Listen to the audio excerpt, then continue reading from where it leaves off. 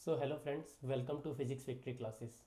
इस चैनल पर हम ऑल इंडिया में सभी स्टेट्स के पीजीटी और टीजीटी के सिलेबस को कवर करेंगे। हमारा ये मैथमेटिकल फिजिक्स का थर्ड लेक्चर है। धीरे धीरे सारे लेक्चर और सारे सब्जेक्ट्स अपलोड हो जाएंगे, आप चैनल की प्लेलिस्ट चेक करिएगा। तो आज का हमारा टॉपिक है मैट्रिसेस। तो मैट्रिसेस में सबसे पहले हमारा टॉपिक आता है माइनर्स एंड कोफैक्टर। बिल्कुल बेसिक से स्टार्ट करेंगे। तो कोई भी आपको मैट्रिक्स लिखना होता है ए, ठीक है, उसको कैसे लिखते हो? एलिमेंट्स की फॉर्म में। एक मैट्रिक्स के अंदर क्या आते हैं? एलिमेंट्स। उन एलिमेंट्स को हम रिप्रेजेंट करते हैं ए आई जे से, ठीक है। ये क्या है? एलिमेंट्स। इसमें जो आई है वो रिप्रेजेंट कर रहा है आपकी रो को, रो एलिमेंट को, ठीक है। और जे रिप्रेजेंट कर रहा है कॉलम को, ठीक है। जैसे ये मान लो, ये पहली रो है, ये सेकंड रो, ये थर्ड रो, ये फर्स्ट कॉलम, ये सेकंड कॉलम, ये थर्ड कॉलम, ठीक है। अब कोई भी एलिमेंट है यहाँ पर, जैसे ए, तो ये किस में है? फर्स्ट रो और फर्स्ट कॉलम में, तो ए वन वन। फिर ये है सेकंड एलिमेंट, ठीक है, ये किस में है? फर्स्ट रो और सेकंड कॉलम में, ए वन टू। इसी तरह फिर A one three, A two one, A two two, A two three, A three one, A three two and A three three. ये हमारे क्या हो गए? रिप्रेजेंटेशंस हो गई हमारी सारे के सारे एलिमेंट की, ठीक है। अब देखो, अब सबसे पहले बात करते हैं माइनर्स की। मान लो हमें ए वन वन का माइनर निकालना है, ठीक है। तो ए वन वन के माइनर के लिए हम क्या करेंगे? इस ए वन वन वाली रो और कॉलम को, ठीक है, ऐसे इरेज कर देंगे। और उसके बाद जो बचेगा वो हमारा क्या होगा? माइनर होगा। वो ये है, इसको हम लिख देंगे, ठीक है। तो इसका माइनर क्या होगा?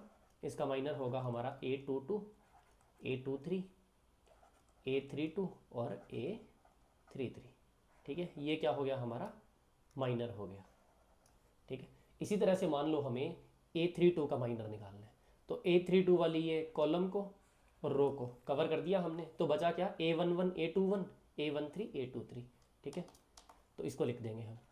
ए थ्री टू का जो माइनर होगा वो होगा A one one, A two one, A one three, A two three, ठीक है। इसी तरह से हम सारे के सारे एलिमेंट्स का क्या लिख सकते हैं? माइनर लिख सकते हैं। अब बात हो गई माइनर की, तो को फैक्टर क्या होता है? को फैक्टर कुछ नहीं है, माइनर्स विद साइन होते हैं, ठीक है। को फैक्टर्स, को फैक्टर होता है हमारा, जैसे कोई भी सी आई जे है, ठीक है, वो क्या है? वो माइनर है। जैसे ये माइनर आई जे और माइनस वन की पावर आई प्लस जे, ठीक है। तो एक तरह से माइनर विद साइन होता है, इसको हम क्या कहते हैं? को फैक्टर कहते हैं, ठीक है। अब हमने बचपन में जैसे 11 ट्वेल्थ में पढ़ा हुआ है शॉर्टकट के लिए कि ये plus minus plus minus plus minus plus minus plus, ठीक है। तो ये जो सारे साइंस थे ये हमने माइनस वन की पावर आई प्लस जे से ही बनाए हैं, ठीक है। जैसे आप ए वन वन में देखो, ए वन वन में क्या है? माइनस वन की पावर वन प्लस वन, तो ये क्या हो गया? माइनस वन का स्क्वायर, तो ये क्या आ गया? पॉजिटिव, ठीक है। इसी तरह जब हम ए वन टू को देखते हैं तो ये माइनस वन की पावर थ्री, ये क्या आ गया? नेगेटिव। तो ये जो सारे साइंस थे ये बेसिकली को फैक्टर्स के साइन थे, ठीक है। अब हम बात करते हैं हमारे डिटर्मिनेंट की।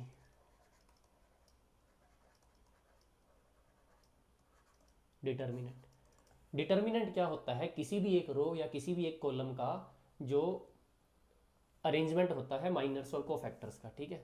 अभी देखो, अ, मान लो इसका डिटर्मिनेंट निकालना है ऊपर वाले इसी मैट्रिक्स का, ठीक है। तो कोई भी एक रो ले लेंगे या कोई भी एक कॉलम ले लेंगे, ठीक है। उसमें क्या लिखेंगे? देखो, जैसे ए वन वन, सी वन वन प्लस ए वन टू, सी वन टू प्लस ए वन थ्री, सी वन थ्री, ठीक है। ये क्या होता है? डिटर्मिनेंट का फॉर्मूला। अब इसको पहले आप कैसे सॉल्व करते थे? सबसे पहले आपने जैसे इस रो में करना है तो ए वन वन को ले लिया और फिर इसका ये माइनर लिख दिया, ठीक है, सॉरी को फैक्टर लिख दिया इसका। फिर आपने ए टू वन को ले लिया और फिर ए टू वन का को फैक्टर लिख दिया, फिर ए थ्री वन ले लिया, उसका को फैक्टर लिख दिया, ठीक है। तो कोई भी एक रो या कोई भी एक कॉलम का एलिमेंट और उसका को फैक्टर को जब आप साथ में लिखोगे तो क्या मिलता है? हमें डिटर्मिनेंट मिलता है, ठीक है। तो ये बात हो गई हमारी माइनर्स, को फैक्टर और डिटर्मिनेंट की। अब हमारा नेक्स्ट टॉपिक है ट्रेस, ठीक है। ट्रेस बेसिकली क्या होता है हमारा? ट्रेस होता है हमारा sum of diagonal element, sum of diagonal elements, ठीक है। डायगोनल एलिमेंट्स कौन से होते हैं? देखो, ये जो हमारा ये जो डायगोनल है ना, इन डायगोनल एलिमेंट्स के सम को क्या कहते हैं? ट्रेस कहते हैं, ठीक है। ये वाला जो डायगोनल है मैट्रिक्स का, इसको क्या कहते हैं, ट्रेस कहते हैं। अभी देखो, अब ट्रेस की ना कुछ प्रॉपर्टीज होती है। सबसे पहले क्या प्रॉपर्टी होती है कि मान लो हमारे पास कोई दो मैट्रिसेस थे ए एंड बी, ठीक है। तो अगर हमने उनको मल्टीप्लाई कर दिया, जैसे एक बार ए बी किया और एक बार हमने बी ए कर दिया, ए को बी से और बी को ए से मल्टीप्लाई किया, तो वैसे तो आपको पता है कि जब मैट्रिक्स मल्टीप्लिकेशन करते हैं तो फर्क पड़ता है, ठीक है, आगे कौन सा मैट्रिक्स है पीछे कौन सा मैट्रिक्स है, लेकिन इनका जो ट्रेस होता है वो हमेशा सेम रहेगा। ये एक प्रॉपर्टी होती है ट्रेस की, ठीक है। ये प्रॉपर्टी नंबर 1 जो आपको पता होनी चाहिए। उसके बाद जो सेकंड प्रॉपर्टी होती है ट्रेस की, वो होती है trace of a plus b is equal to trace of a plus trace of b, ठीक है। ये दो सिंपल प्रॉपर्टीज होती है ट्रेस की, जिसमें से ये थोड़ी सी इंपॉर्टेंट होती है, ठीक है। ये प्रॉपर्टी आपको याद रखनी है। ट्रेस के बाद हम चलते हैं हमारे नेक्स्ट टॉपिक एडजॉइंट पर। सबसे पहले तो एडजॉइंट होता क्या है, ठीक है। एडजॉइंट को अगर डिफाइन करना हो तो इसकी मैथमेटिकल डेफिनेशन है ट्रांसपोज ऑफ कोफैक्टर्स, ठीक है। तो सबसे पहले देखो ट्रांसपोज क्या होता है। ट्रांसपोज का मतलब होता है कि रोज एंड कॉलम का इंटरचेंज। रोज एंड कॉलम का क्या हो गया, इंटरचेंज हो गया। इसका एग्जांपल लेना हो तो कोई मैट्रिक्स है ए, ठीक है, वो है ए बी सी डी, ठीक है। अब अगर मैं इसका ट्रांसपोज लेना चाहूँ तो मेरे को क्या करना है, रोज और कॉलम को इंटरचेंज करना है। तो ए बी जो रो था वो कॉलम बन जाएगा, और सी डी ये जो रो था ये यहाँ पर कॉलम बन जाएगा, इस तरह से, ठीक है। ये क्या हो गया इसका इंटरचेंज, इसको कहते हैं ट्रांसपोज। तो अब देखो यहाँ पर हम एडजॉइंट को कैसे डिफाइन करते हैं, ठीक है। एडजॉइंट को डिफाइन करने के लिए हम करेंगे एडजॉइंट ऑफ कोई भी मैट्रिक्स है ए, वो हम करेंगे C11 C12 C13 C21 C22 C23 C31 C32 and C33, ठीक है। ये क्या बन गया, मैट्रिक्स ऑफ कोफैक्टर बन गया। अब इस कोफैक्टर का हमें क्या करना है, ट्रांसपोज करना है, ठीक है।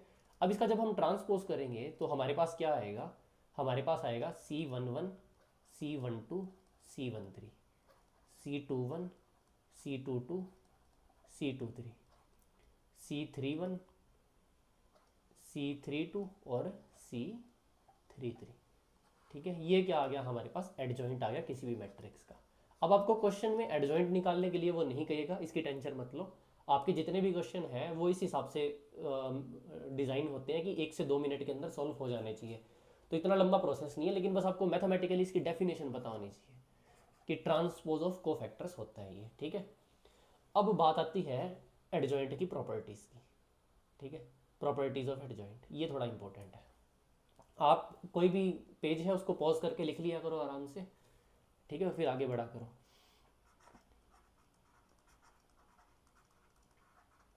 प्रॉपर्टीज ऑफ एडजॉइंट, ठीक है। तो इसमें देखो सबसे पहली प्रॉपर्टी क्या होती है, और ये सब मोस्ट इंपॉर्टेंट प्रॉपर्टी है। ए कोई भी मैट्रिक्स है, उसको मल्टीप्लाई कर दिया उसके एडजॉइंट के साथ, ठीक है। A into adjoint of a, ठीक है। उसकी जो वैल्यू आएगी वो होएगी determinant of a multiply by I n. I n क्या है हमारा, आइडेंटिटी मैट्रिक्स, आइडेंटिटी मैट्रिक्स, ठीक है।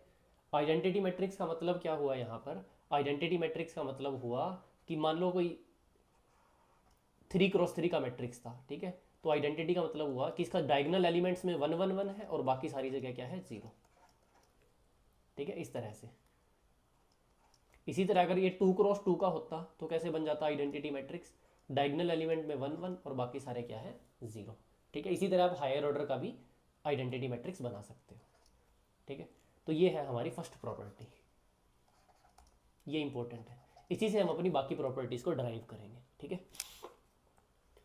तो अब सेकंड प्रॉपर्टी है, ये प्रॉपर्टी ना होने के बजाय एक रिलेशन भी है, ठीक है। इसको क्या कहते हैं, इसको कहते हैं relation between adjoint and inverse, adjoint and inverse,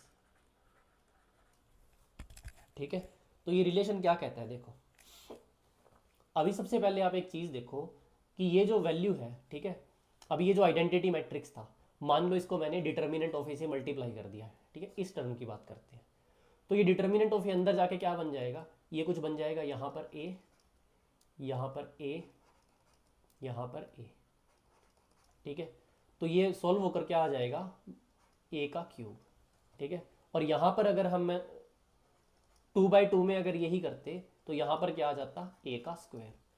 इसका मतलब अगर इसको हम सॉल्व करेंगे यहाँ राइट हैंड साइड को, तो ये क्या आ जाएगा, ये आ जाएगा ए की पावर एन, क्योंकि जितना भी एन क्रॉस एन का मैट्रिक्स होगा वो हमें नहीं पता, ठीक है। तो जितने भी एन क्रॉस एन का होगा, भले 2 लिया हो, 3 लिया हो, 4 लिया हो, तो ये क्या बन जाएगा, ऐसे ए की पावर एन बन जाएगा, ठीक है।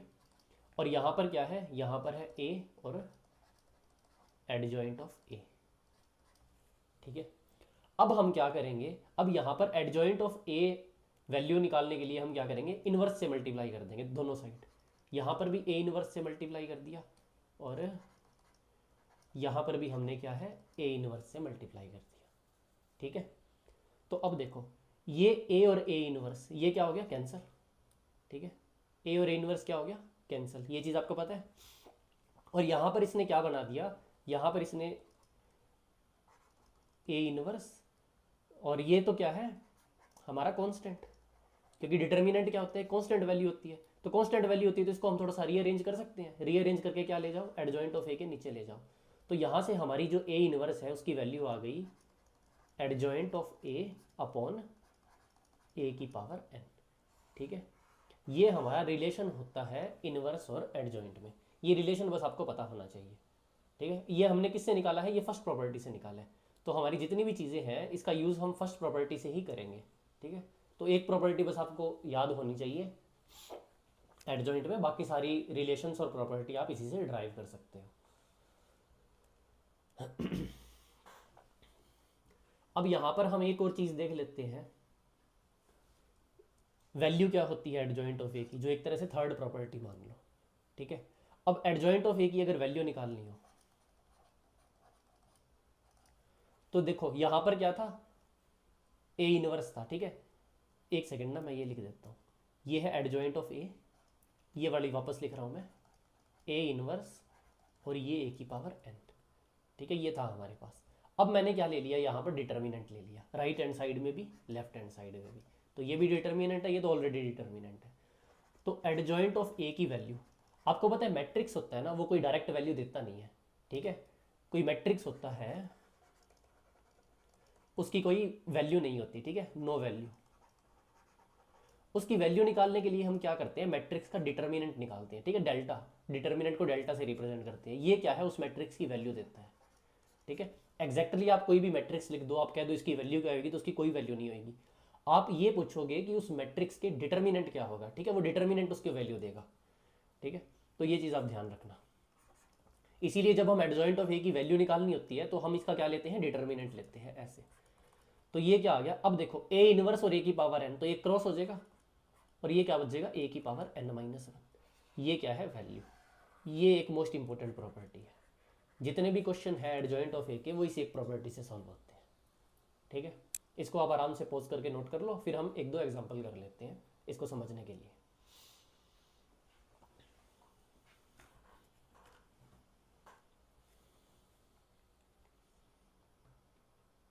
देखो पहला एग्जांपल ये कहता है कि हमारे पास एक आई एन है। आई एन का मतलब क्या है, एक एन क्रॉस एन का मैट्रिक्स है, ठीक है। उसमें हमने क्या है, एडजॉइंट निकालना है किसका, 2i का, ठीक है। 2i एक मैट्रिक्स है, उसका एडजॉइंट निकालना है। उसके जो एडजॉइंट की वैल्यू है वो है 2 की पावर k i। तो अब हमें करना है find k, find k in terms of n, ठीक है। फाइंड करना है k in terms of n, या फिर अगर वो ऑप्शंस देगा तो k के कोई ऑप्शंस दे देगा, जैसे k की वैल्यू क्या क्या हो सकती है, ठीक है। मान लो यहाँ पर ऑप्शन देना है तो पहले वो लिख देगा k is equal to n square, दूसरा वो लिख देगा k is equal to under root n, तीसरा ऑप्शन मान लो उसने लिख दिया k is equal to n plus one, और चौथा ऑप्शन उसने लिख दिया k is equal to n minus one, ठीक है। इस तरह के आपको ऑप्शन दिए हुए हैं फाइंड के। तो कैसे फाइंड करोगे, तो हम क्या करेंगे, हम इस प्रॉपर्टी का यूज़ करेंगे जो ऊपर लिखी है। अब कोई भी एडजॉइंट ऑफ ए है वो क्या होता है, ए की पावर n माइनस वन। इसी तरह से जो वैल्यू हो जाएगी एडजॉइंट ऑफ 2y की, वो क्या हो जाएगी, वो हो जाएगी 2y की पावर n माइनस वन। ठीक है, अब आपको पता है कि इसको बाहर निकालो, 2 की पावर n माइनस वन, ठीक है, और i की पावर n माइनस वन। अब हमें पता है आइडेंटिटी मैट्रिक्स की कोई भी पावर दे दो उसकी वैल्यू क्या रहेगी, हमेशा आइडेंटिटी रहेगी। तो इसकी वैल्यू क्या आ गई, 2 की पावर n माइनस वन। और वो हमें किसके, और ये रह गया i, ये हमें किसके इक्वल दिया हुआ है, ये हमें दिया हुआ है 2 की पावर k i के। ठीक है, तो यहाँ से हमें कंपेयर करके जो k की वैल्यू है वो क्या मिल गई, k की वैल्यू मिल गई n माइनस वन। ठीक है, ये क्या आ गया हमारा आंसर। ठीक है, इसको पॉज करो और नोट कर लो, फिर हम आगे चलेंगे।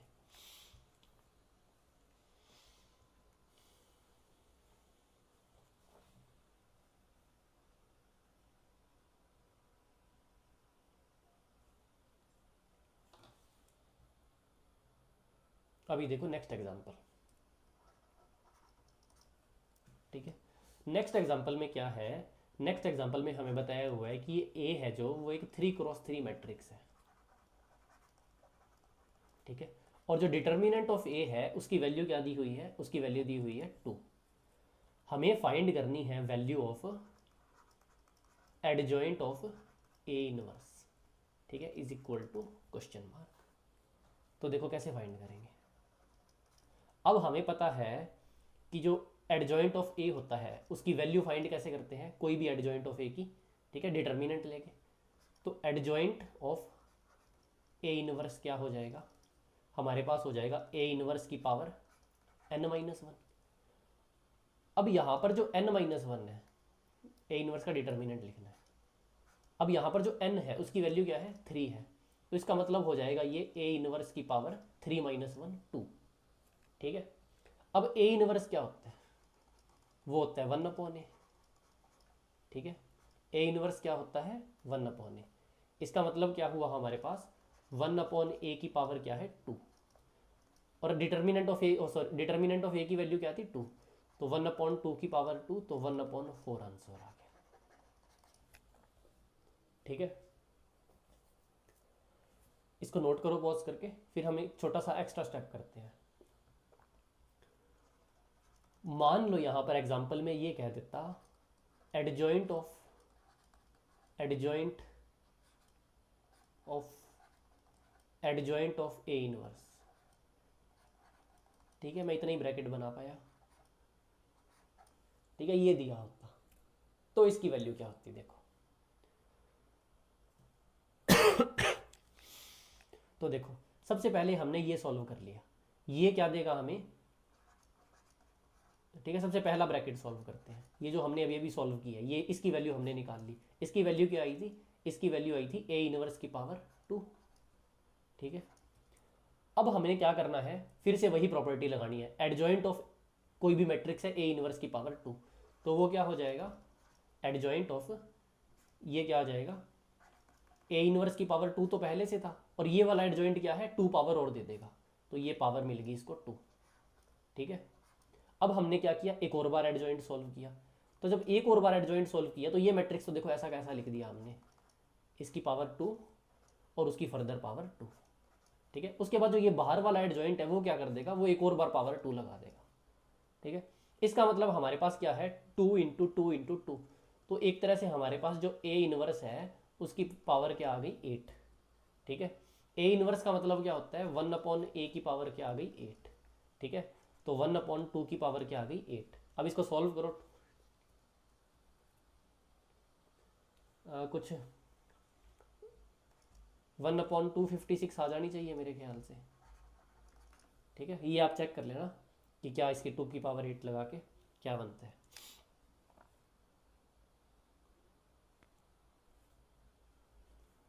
ठीक है, ओके।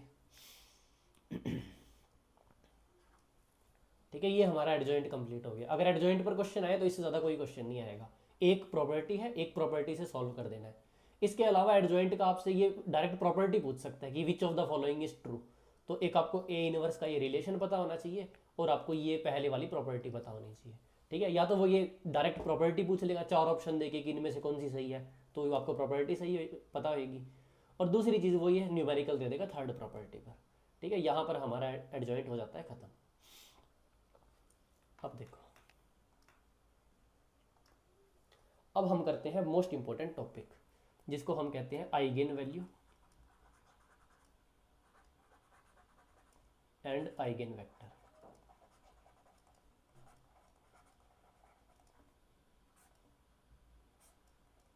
ठीक है, अभी देखो, मान लो आपके पास कोई एक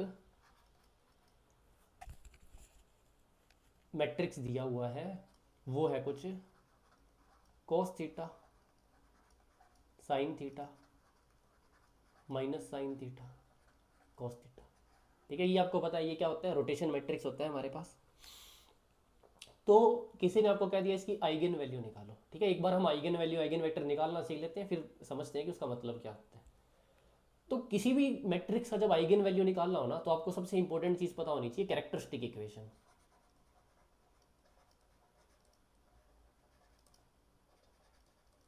कैरेक्टरिस्टिक इक्वेशन, ये कैरेक्टरिस्टिक इक्वेशन आपको पता होनी चाहिए। वो कैरेक्टरिस्टिक इक्वेशन क्या होती है, वो होती है a minus I lambda is equal to 0, ठीक है।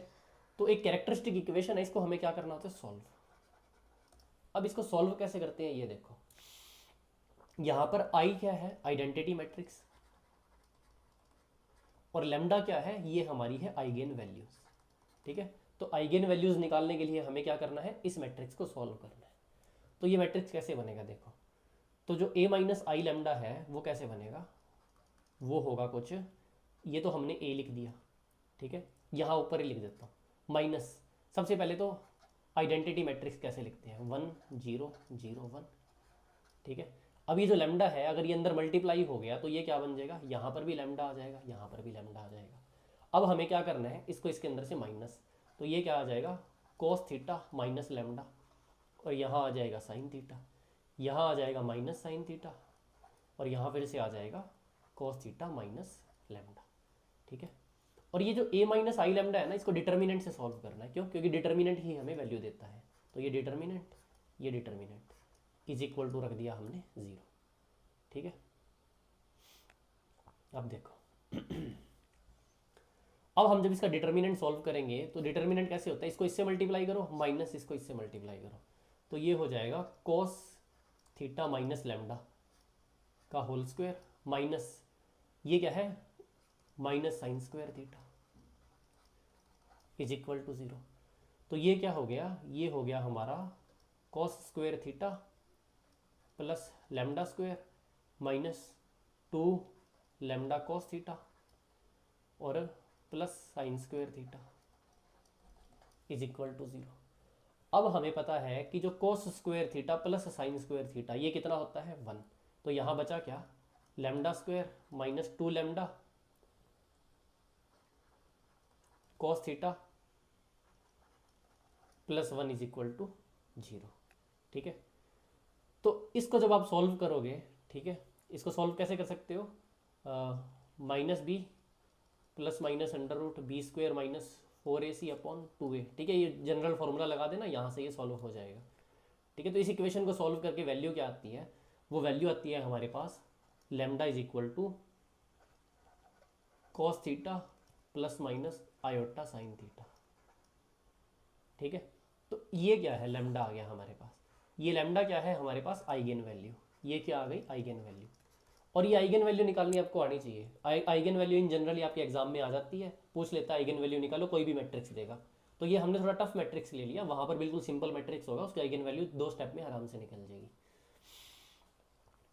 तो ये हमारे पास जब आइगन वैल्यू आ गई, ठीक है। अब इससे आइगन वेक्टर कैसे निकालते हैं, देखो आइगन वेक्टर आपके एग्जाम में आने के चांस नहीं है, क्योंकि उसकी कैलकुलेशन थोड़ी लंबी जाती है, ठीक है। लेकिन बस अभी एक बार आप प्रोसीजर देख लो, फिर भी आप क्यूरोसिटी से अगर यहाँ बैठे हो। तो अब हम क्या करेंगे, इस आइगन वैल्यू को पुट करेंगे इस मैट्रिक्स में, ठीक है। ये जो आइगन वैल्यू आ गई इसको कहाँ पुट करेंगे, कैरेक्टरिस्टिक इक्वेशन में, ठीक है। कैरेक्टरिस्टिक इक्वेशन में पुट करेंगे, और कैसे पुट करेंगे ये देखो। हमारे पास सबसे पहले कैरेक्टरिस्टिक इक्वेशन क्या थी, ठीक है, वो ये थी cos थीटा माइनस लेमडा। हम सबसे पहले क्या करते हैं, दो हमारे पास आइगन वैल्यू आ गई। पहली क्या है, lambda is equal to cos theta plus iota sine theta, और दूसरी हमारे पास है lambda is equal to cos theta minus iota sine theta. ठीक है, तो दो वैल्यूज़ आ गई। हम क्या करेंगे, ये फर्स्ट लेके इसके आइगन वेक्टर निकालेंगे। ठीक है, तो अब इसको कैरेक्टरिस्टिक इक्वेशन में रखेंगे, तो वो क्या था, कॉस थीटा माइनस लेमडा।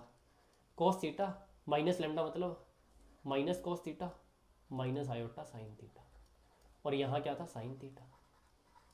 यहाँ क्या था, माइनस साइन थीटा, और यहाँ फिर से क्या था, कॉस थीटा माइनस लेमडा। तो cos theta minus cos theta minus iota sine theta. ये हमारे पास आ गई कैरेक्टरिस्टिक इक्वेशन। इसके साथ हम क्या है, ये x और y, इस मैट्रिक्स का मल्टीप्लिकेशन करेंगे। ये मैट्रिक्स जो है ये हमारा है आइगन वेक्टर मैट्रिक्स। ठीक है, अब इस मैट्रिक्स की हमें वैल्यू निकालनी है, वही हमारा आइगन वेक्टर हो जाएगा। ठीक है, और वैल्यू कैसे निकालेंगे, इसको इज इक्वल टू 0 पुट करके। ठीक है, तो यहाँ हुआ क्या, देखो यहाँ हमारे पास है minus iota sine theta, sine theta minus sign theta और माइनस आयोटा साइन थीटा। इसको किससे मल्टीप्लाई करना है, इसको करना है x और y, इससे मल्टीप्लाई करना है। ठीक है, मैट्रिक्स मल्टीप्लिकेशन। अब देखो, अब यहाँ से क्या करो, साइन थीटा कॉमन ले लो। तो साइन थीटा अगर यहाँ से कॉमन लिया, ये देखो यहाँ क्या आ गया 1, यहाँ आ गया 1, ये sine theta common is equal to 0 था। ठीक है, तो इसको जब सॉल्व करेंगे मैट्रिक्स मल्टीप्लिकेशन को, तो वो कुछ आएगा आपके पास साइन थीटा, और यहाँ आएगा आपके पास माइनस आयोटा, नहीं एक सेकेंड, यहाँ आएगा, चलो आंसर ही लिख देता हूँ, आयोटा एक्स प्लस वाई, और ये माइनस का। ठीक है, फिर minus X plus minus iota Y. ठीक है, इन दोनों को मल्टीप्लाई करके उसकी वैल्यू क्या आएगी हमारे पास 0।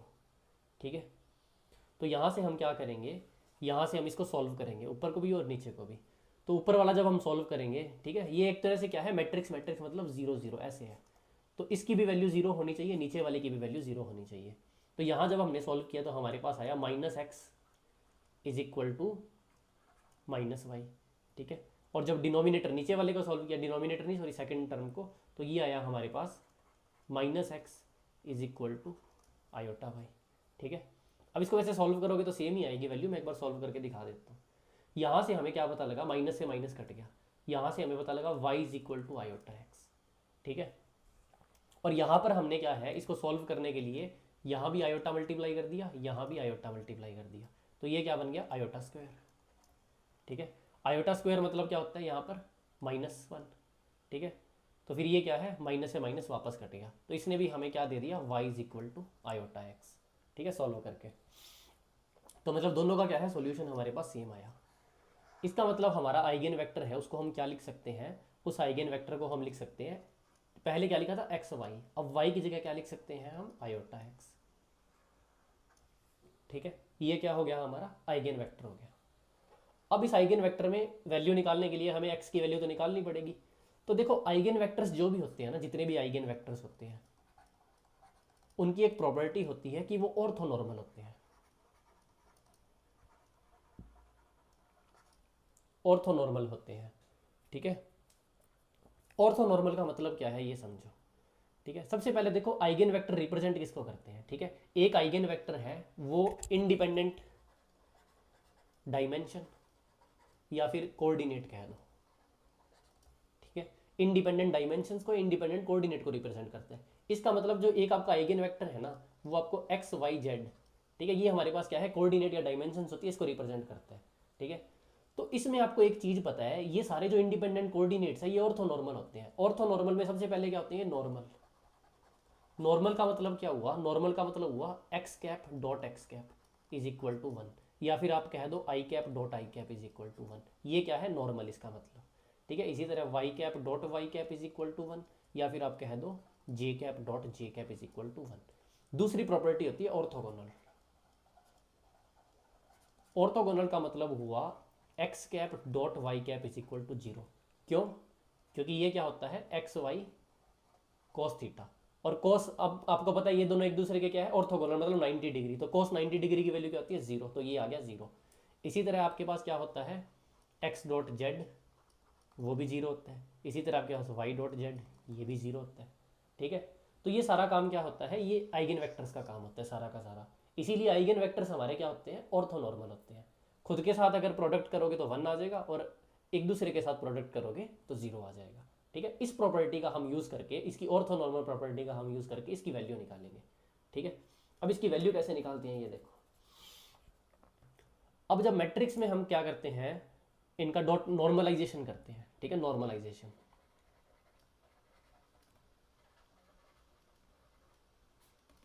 ठीक है।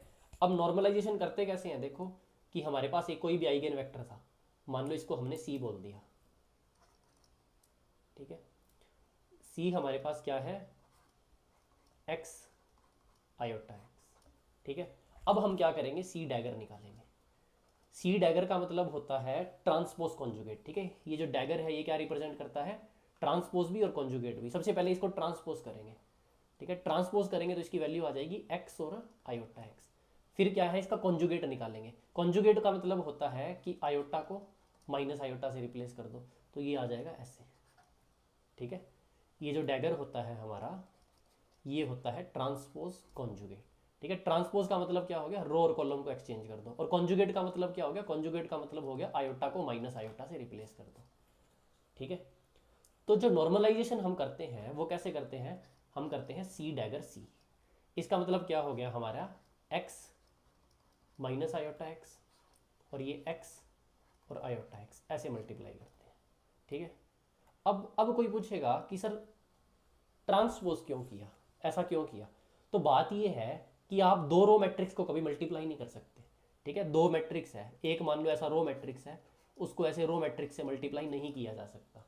ठीक है, तो उसके लिए क्या है, हम ट्रांसपोज करते हैं। और दूसरी चीज़ है कॉन्जुगेट। कॉन्जुगेट क्यों करते हैं, ये चीज़ हम क्वांटम मैकेनिक्स में समझेंगे। ठीक है, अभी आपको समझ नहीं आएगी, आप बस ये याद रख लो कि इस तरह से हम नॉर्मलाइजेशन करते हैं। ठीक है, तो अब जब हमने इसको मल्टीप्लाई किया तो हमें पता है इसका आंसर क्या आना चाहिए, वन। ठीक है, नॉर्मलाइजेशन का मतलब क्या है, नॉर्मल है, तो एक्स डॉट एक्स क्या होता है, वन। इसी तरह ये सी डैगर सी, जो एक तरह से एक्स डॉट एक्स को रिप्रेजेंट कर रहा है, इसकी वैल्यू क्या होनी चाहिए, वन। ठीक है, तो ये हमें क्या दे देगा, ये हमें दे देगा एक्स स्क्वेयर, ठीक है, minus iota square X square is equal to क्या आ गया, वन आ गया। ठीक है, अब आयोटा स्क्वेयर क्या होता है, माइनस वन, तो X square plus X square is equal to one. इसका मतलब हमारा two X square is equal to one. ठीक है, तो यहाँ पर x की वैल्यू क्या आ गई, x की वैल्यू आ गई हमारे पास plus minus one upon under root two. ठीक है, x की वैल्यू क्या आ गई, plus minus one upon under root two. तो यही x की वैल्यू हमें निकालनी थी। तो सबसे पहले हमने क्या रखा, हमने x को रखा plus one upon under root two, एक बार हमने x को रखा minus one upon under root two. जब हमने x को plus one upon under root two रखा तब हमारे पास ये आइगन वेक्टर आया वन अपॉन टू, और ये iota upon under root two. जब हमने x को minus one upon under root two रखा तो हमारे पास आइगन वेक्टर आया minus one upon under root two minus iota upon under root two. ठीक है, ये एक्स वाई जो हमारा पहले था उसी की वैल्यू लिखी है। ठीक है, तो ये हमारे पास क्या आ गया आंसर, ये हमने क्या निकाल दिए, आइगन वेक्टर। ठीक है, तो ये आइगन वेक्टर आपको पता होनी चाहिए। मेन आइगन वैल्यू ये, आइगन वेक्टर कोई ना के बराबर ही होते हैं चांस आने के, लेकिन मैंने आपको नॉलेज के लिए बता दिया, कभी क्वांटम मैकेनिक्स में काम आ जाए तो उसके लिए। ठीक है, कि क्वांटम मैकेनिक्स जब आपको पढ़ोगे तो आप आइगन वेक्टर काफ़ी बार यूज़ करोगे, तो आपको एटलीस्ट ये पता होना चाहिए कि आइगन वेक्टर होती क्या चीज़ है।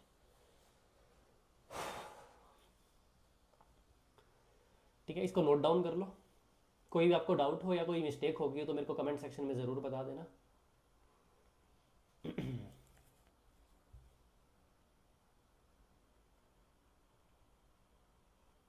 ठीक है, इसके बाद हमारा क्या था, इसके बाद देखो ये जो सेकंड आइगन वैल्यू निकाली थी हमने cos theta minus iota sine theta, ये अगर कोई करना चाहे तो होमवर्क में कर लेना, इसके आइगन वेक्टर फाइंड करने हो किसी को। ठीक है, हमारे लिए इतना इंपॉर्टेंट है नहीं, तो हमने बस एक का निकाल लिया, बहुत है। अब देखो नेक्स्ट पेज पर चलते हैं, इसको आप पॉज करके नोट करो आराम से।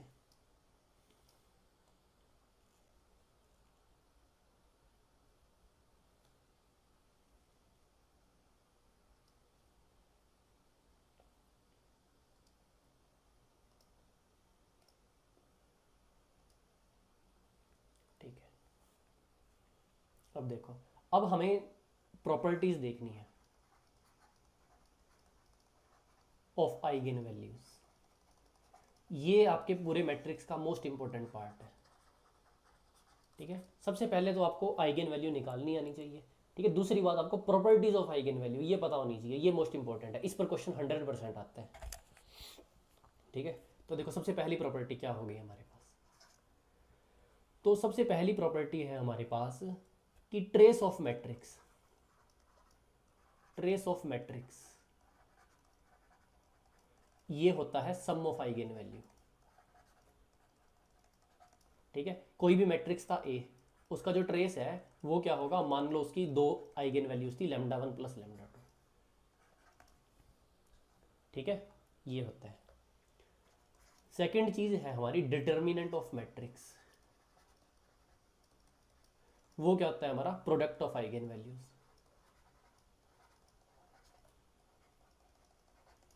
इसका मतलब क्या हो गया हमारा, मान लो किसी डिटर्मिनेंट लिखना था, उसको कैसे लिख सकते हैं हम, λ1 डॉट λ2। लैम्डा क्या है यहाँ पर, लैम्डा आइगन वैल्यूज है, आइगन। ठीक है, हमने एक बार मान के चला सिंपल केस 2x2 है। अगर यहाँ पर 3 होती तो λ1 प्लस λ2 प्लस λ3 आ जाता, 4 की मैट्रिक्स होती तो हमारे पास प्लस λ4 आ जाता, और यहाँ पर मल्टीप्लाई में हमारे पास इसी तरह आ जाता। ठीक है,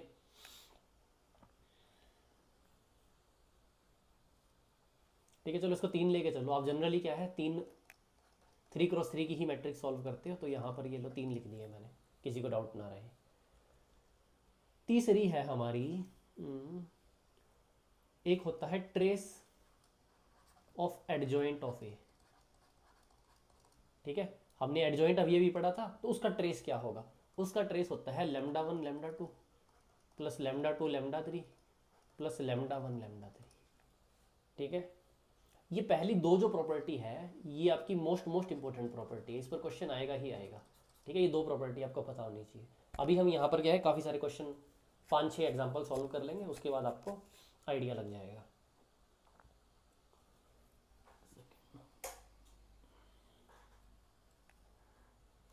अब देखो नेक्स्ट प्रॉपर्टी, अब नेक्स्ट प्रॉपर्टी है, मान लो ए कोई मैट्रिक्स था, उसकी आइगन वैल्यूज थी λ1 λ2 λ3 और ऐसे करके λn। ठीक है, अब हमने क्या किया, अब सबसे पहले इसका पहला पार्ट देखो। अब मान लो हमने किसी कांस्टेंट के से इस मैट्रिक्स को मल्टीप्लाई कर दिया, तो उससे इसकी आइगन वैल्यूज पर क्या फ़र्क पड़ेगा, तो जितनी भी आइगन वैल्यू है उसमें वो कांस्टेंट मल्टीप्लाई हो जाएगा, के λ1 के λ2 के λ3 ऐसे करके के λn। ठीक है, तो हर एक आइगन वैल्यू से क्या हो गया, वो कांस्टेंट मल्टीप्लाई हो गया जिस कांस्टेंट से आपने क्या है उस मैट्रिक्स को मल्टीप्लाई किया था। फिर इसकी सेकंड देखो कि मान लो हमने क्या कर दिया, इस ए है इसकी पावर m कर दी, इसकी पावर m कर दी, तो इसकी जितनी भी आइगन वैल्यूज थी उनकी पावर क्या हो जाएगी, m हो जाएगी। ठीक है, λ3 की पावर m आ गई, और ऐसे करके हमारे पास λn की पावर m आ गई। तीसरी चीज़ हम इसके साथ क्या कर सकते हैं कि मान लो हमने ए इनवर्स कर दिया। ठीक है, ए का इनवर्स निकाल लिया, तो अब इनवर्स की आइगन वैल्यू क्या होगी, वो होगी 1/λ1 1/λ2 1/λ3 और ऐसे करके हमारे पास होएगी 1/λn। ठीक है, तो इस तरह से जो भी हम ऑपरेशन करते हैं हमारे मैट्रिक्स के साथ, वो सेम टू सेम ऑपरेशन हो जाता है हमारा आइगन वैल्यूज के साथ। ठीक है, ये हो गई प्रॉपर्टी नंबर 4। अब हम बात करते हैं प्रॉपर्टी नंबर 5 की। अब प्रॉपर्टी नंबर 5 हमें कहता है कि जो आइगन वैल्यू है, ये लास्ट प्रॉपर्टी है हमारी। ठीक है, eigen value of upper triangular and lower triangular matrix. ठीक है, is same as its principal diagonal.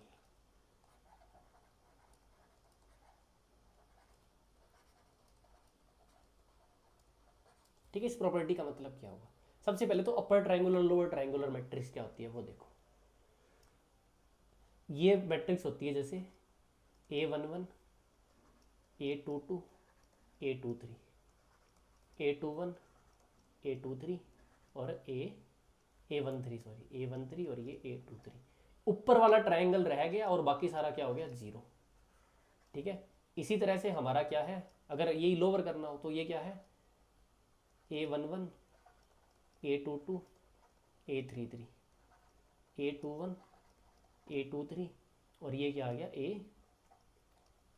A31 था सॉरी, ये 31 और ये 32, ऊपर क्या हो गया, सारा कुछ जीरो हो गया।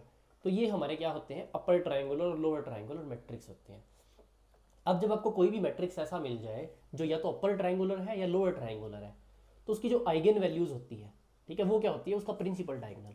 मतलब अगर इसकी आइगन वैल्यूज निकालनी हो तो इसकी आइगन वैल्यूज क्या होगी, इसकी आइगन वैल्यूज होगी A11 A22 A33, और इसकी भी जो आइगन वैल्यूज है वो भी सेम इसी तरह आएगी, A11 A22 A33। ठीक है, ये जो हमारा ये डायगोनल है, ये वाला देखो एक सेकेंड, ये हमारा जो डायगोनल है ये क्या बन जाएगा, इसकी आइगन वैल्यू बन जाएगा। ठीक है,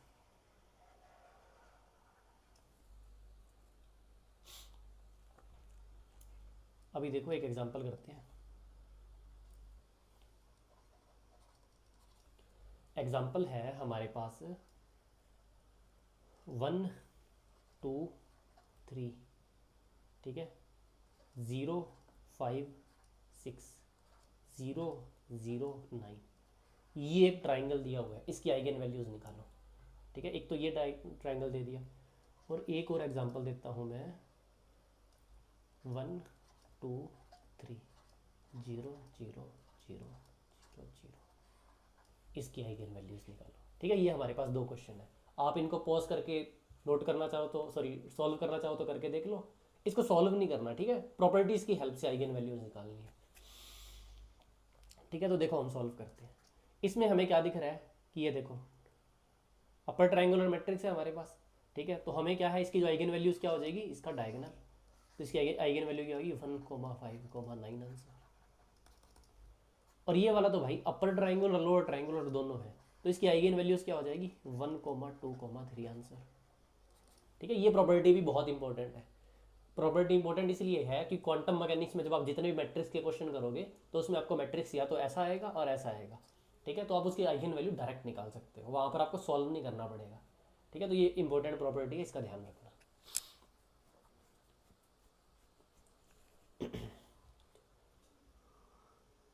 तो अभी हम क्या करते हैं, थोड़ा सा एक छोटी सी और चीज़ देख लेते हैं, उसके बाद हम एग्जाम्पल्स करेंगे। ठीक है, एक छोटा सा पॉइंट और देख लेते हैं। ये हम बोलते हैं rank of matrix.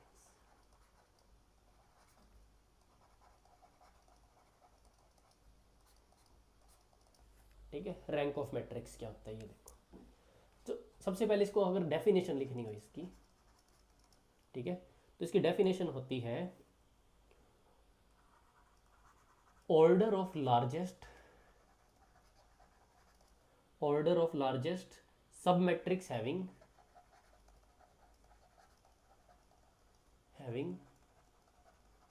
non-zero determinant। ठीक है, ये डेल्टा मतलब डिटर्मिनेंट होता है। अब इसका मतलब समझो कि बात क्या हुई यहाँ पर। तो बात ये है कि हमारे पास कोई मैट्रिक्स है, ठीक है, ऐसे 3x3 का मैट्रिक्स है मान लो। ठीक है, अब अगर इसका डिटर्मिनेंट, पहला केस लेते हैं, अगर इसका डिटर्मिनेंट है वो नॉन जीरो है, ठीक है, इसका मतलब क्या हुआ, इसका रैंक हो गया 3। ठीक है, जितनी डायमेंशन का मैट्रिक्स था उतनी ही उसकी रैंक हो गई। अब सेकंड केस मान लो, अगर इसका डिटर्मिनेंट क्या है, 0, तो इसका रैंक होगा वो लेस देन 3 होएगा। अब वो कितना लेस देन 3 होएगा, उसके लिए हम क्या करते हैं, इसको कॉन्ट्रैक्ट करते हैं मैट्रिक्स को। ठीक है, इसको क्या करते हैं, कॉन्ट्रैक्ट। कॉन्ट्रैक्ट कैसे, हम इसमें थोड़े बहुत ऑपरेशंस लगाएंगे और एक रो और एक कॉलम ऐसे उड़ा देंगे, तो बचेगा क्या, ये बचेगा हमारे पास 2x2 का मैट्रिक्स। अब इस 2x2 में अगर इसका डिटर्मिनेंट नॉन जीरो है, ठीक है, तो हम कहेंगे इसका रैंक है 2। और अगर इसका डिटर्मिनेंट 0 आ गया तो अब इसका रैंक क्या है, लेस देन 2। ठीक है, तो देखो फिर से हम क्या करेंगे, इसको फिर से कॉन्ट्रैक्ट करेंगे और ये क्या बन जाएगा, एक 1x1 का डब्बा बन जाएगा। ठीक है, अब 1x1 का जो डब्बा बन गया तो ऑब्वियसली हमें पता ही है कि इसका रैंक क्या आएगा, 1 आएगा। ठीक है, रैंक क्या आ जाएगा, 1 आ जाएगा। 1 तो रैंक होता ही होता है। जीरो रैंक के लिए क्या चाहिए, हमने जितना भी मैट्रिक्स लिया उसमें सबकी वैल्यू जीरो डाल दो, इसका कोई प्रैक्टिकल मीनिंग होता नहीं है। तो रैंक तो 1 तो रहेगा ही रहेगा। ठीक है, इससे छोटा कुछ नहीं होता। ठीक है, देखो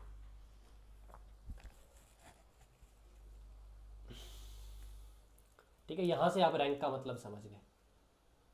अब इस रैंक पर क्वेश्चन कैसे आते हैं, एक क्वेश्चन कर लेते हैं हम, छोटा सा एग्जाम्पल कर लेते हैं। ठीक है, हमें एक कोई भी मैट्रिक्स दे दिया ए, इसमें हमने क्या दे दिया, इसने वैल्यू दे दी ओमेगा -1 0 0। ठीक है, 0 ओमेगा -1 -1 0 ओमेगा। ठीक है, तो हम देख सकते हैं कि ये 3x3 का मैट्रिक्स है और इसने बोल दिया rank of this matrix is 2। ठीक है, अगर rank of this matrix is 2 है then find omega, find value of omega. ठीक है, अगर कोई कैच कर लिया कि इसको कैसे सॉल्व करना है तो वो पॉज करके सॉल्व कर सकते हैं। अगर नहीं समझ आया तो देखो, अब हमें क्या दिया हुआ है, मैट्रिक्स दिया हुआ है 3x3 का, तो रैंक होना चाहिए था 3, लेकिन इसने रैंक क्या दिया हुआ है 2। रैंक 2 दिया हुआ है, इसका मतलब इसका डिटर्मिनेंट है वो क्या है, डिटर्मिनेंट ऑफ ए क्या है, 0। डिटर्मिनेंट ऑफ ए 0 है तो डिटर्मिनेंट ऑफ ए की वैल्यू निकाल लेते हैं। डिटर्मिनेंट ऑफ ए की वैल्यू कैसे निकालेंगे, हम इस रो को सॉल्व करेंगे। ठीक है, तो जब हम इस रो को सॉल्व करेंगे तो हमारे पास क्या आ जाएगा, ओमेगा -1। ठीक है, तो कैसे सॉल्व करती हो, ये चीज़ आप बचपन से सॉल्व करते आ रही हो। ये आ गया omega square -0 is equal to 0। ठीक है, तो ये क्या आ गया हमारे पास, ओमेगा -1 इंटू में omega square is equal to 0। तो ये क्या आ गया हमारे पास, या तो ओमेगा की वैल्यू 1 होएगी या ओमेगा की वैल्यू 0 होएगी, इसको सॉल्व करके। ठीक है,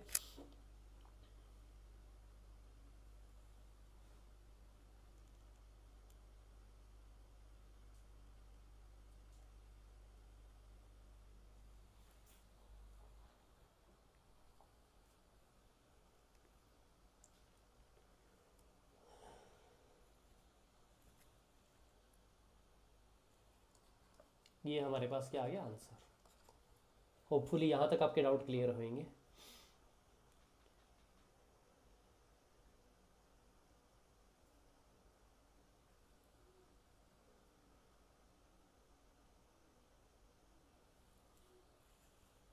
तो अब देखो, अब हमें क्या करना है, अब हमें लिखनी है प्रॉपर्टीज। ठीक है, और ये प्रॉपर्टीज इंपॉर्टेंट है। ठीक है, तो सबसे पहली प्रॉपर्टी देखो, ये तो कुछ खास बात नहीं है, रैंक को रिप्रेजेंट करते हैं हम रो से। ठीक है, तो अगर रैंक 0 है किसी का, इसका मतलब क्या है, वो एक नल मैट्रिक्स है। नल मैट्रिक्स का मतलब है कि उसके सारे के सारे एलिमेंट, जितने भी एलिमेंट्स है उसके अंदर, वो सारे क्या है, 0। तो इसका कोई फिजिकली मीनिंग नहीं होता। ठीक है, ये क्या आ गई, हमारी पहली प्रॉपर्टी आ गई। फिर हम अगर देखने जाए इसकी सेकंड प्रॉपर्टी,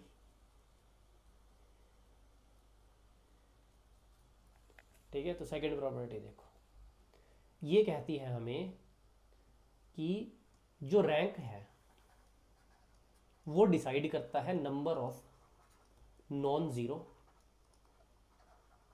आइगेन वैल्यूज। इसका मतलब समझो क्या है। ठीक है, ये बहुत इंपॉर्टेंट प्रॉपर्टी है, ये मोस्ट इंपॉर्टेंट प्रॉपर्टी है हमारी। रैंक डिसाइड करेगा number of non zero eigen values. अब देखो, अब हमें पता है कि किसी भी मैट्रिक्स का जो डिटर्मिनेंट होता है उसकी वैल्यू क्या होती है, प्रोडक्ट ऑफ आइगेन वैल्यूज, मतलब λ1 डॉट λ2 डॉट λ3।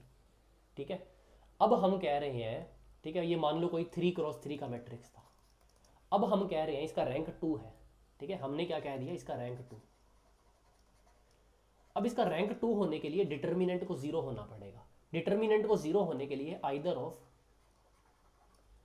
λ1 λ2 λ3, इन तीनों में से एक को 0 होना पड़ेगा। या तो λ1 0 हो जाए, λ2 0 हो जाए, λ3 0 हो जाए, तभी क्या होगा, हमारा डिटर्मिनेंट 0 होएगा। ठीक है, इसका मतलब अगर लोअर रैंक है तो एक ना एक आइगन वैल्यू 0 है। और यही अगर हमने बोल दिया कि अगर इसका रैंक 1 होता, ठीक है, इस 3x3 मैट्रिक्स का, इसका मतलब क्या होता, 2 eigen values should be 0, should be 0। ठीक है, तो ये बहुत इंपॉर्टेंट प्रॉपर्टी है हमें ये पता लगाने के लिए कि कितनी नॉन जीरो आइगन वैल्यूज होएगी हमारे पास। ठीक है, कितनी नॉन जीरो आइगन वैल्यूज होएगी, ये थोड़े से जब अच्छे क्वेश्चन करेंगे हम तब आपको ये चीज़ समझ आ जाएगी। ठीक है, एक बार हम ये प्रॉपर्टीज कंप्लीट कर लेते हैं, उसके बाद इस पर क्वेश्चंस करते हैं। ठीक है, उसके बाद देखो थर्ड प्रॉपर्टी।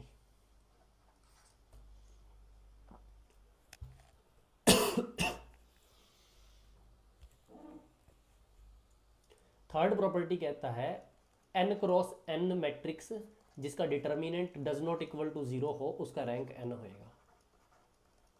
ठीक है, ये चीज़ हमने डिस्कस कर ही लिया, कोई खास बात नहीं। ठीक है, फोर्थ प्रॉपर्टी देखो। फोर्थ प्रॉपर्टी कहता है कि अगर हमारे पास ए एंड बी दो मैट्रिक्स है, ठीक है, ए एंड बी क्या है हमारे पास, दो मैट्रिक्स है। ठीक है, और हमने क्या कर दिया, उनको मल्टीप्लाई करके एक तीसरा मैट्रिक्स बना लिया ए बी। ठीक है, तो इसकी प्रॉपर्टी ये है कि जो रैंक ऑफ ए बी होएगा वो लेस देन होएगा रैंक ऑफ ए के, और जो रैंक ऑफ ए बी होएगा वो लेस देन होएगा रैंक ऑफ बी के। ये हमारे पास प्रॉपर्टी है। तो ये हमारी लास्ट प्रॉपर्टी थी, हमारे पास रैंक की प्रॉपर्टीज होगी खत्म। अब हम करेंगे क्वेश्चंस प्रैक्टिस के लिए। ठीक है, इसको आराम से आप नोट डाउन कर लो।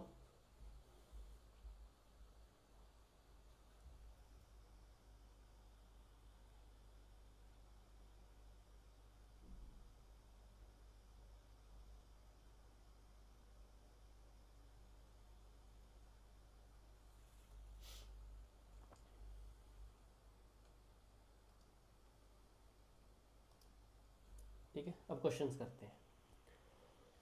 अब क्वेश्चंस में सबसे पहले क्वेश्चन देखो।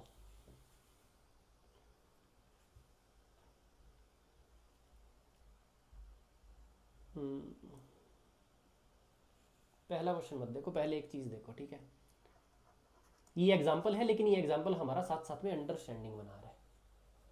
अब आपको डिटर्मिनेंट की एक प्रॉपर्टी याद है। ठीक है, डिटर्मिनेंट की एक प्रॉपर्टी होती थी कि अगर उसके कोई भी रो या कॉलम वो क्या हो, इंटीजर मल्टीपल्स हो एक दूसरे के, इंटीजर मल्टीपल्स हो, तो उसके जो डिटर्मिनेंट की वैल्यू होती थी वो जीरो हो जाती थी। ठीक है, अगर थोड़ा सा आपको याद दिलाना हो तो मान लो मैंने लिख दिया 1 2 और यहाँ लिख दिया 2 4। ठीक है, मान लो ये हमारे पास डिटर्मिनेंट है। ठीक है, डिटर्मिनेंट बना दिया। ठीक है, अब हमें पता है कि ये वाला है, ये इसका इंटीजर मल्टीपल है, तो हम क्या करेंगे, हम इसमें एक ऑपरेशन लगाते थे कि जो कॉलम 2 है उसको क्या कर दो, कॉलम 2 माइनस 2 इंटू कॉलम 1। ठीक है, तो अगर हमने ये ऑपरेशन लगाया तो हमें पता लगा कि ये 1 2 और ये 2 माइनस 2 और ये 4 माइनस 4 हो गया। ठीक है, तो ये क्या आ गया यहाँ पर 0 0। अब हमें पता है कि इसकी एक पूरी की पूरी कॉलम क्या आ गई, 0। अब एक पूरी की पूरी कॉलम 0 होने का मतलब इसकी डिटर्मिनेंट की वैल्यू क्या होगी, 0। ये प्रॉपर्टी आपको याद होएगी। ठीक है, बचपन में ये चीज़ें करते थे। तो इस प्रॉपर्टी का यहाँ पर क्या लेना देना है, यहाँ पर ये लेना देना है कि अब आपको पता है कि determinant of row and column अगर इंटीजर मल्टीपल हो तो डिटर्मिनेंट क्या हो जाता है, 0 हो जाता है। ठीक है, इसका मतलब क्या है कि जो इस तरह के जो मैट्रिसेस होते हैं, ठीक है, वो क्या होते हैं, लोअर रैंक मैट्रिक्स। ये क्या होता है, डिटर्मिनेंट 0 हो गया, इसका मतलब वो क्या था, लोअर रैंक मैट्रिक्स था।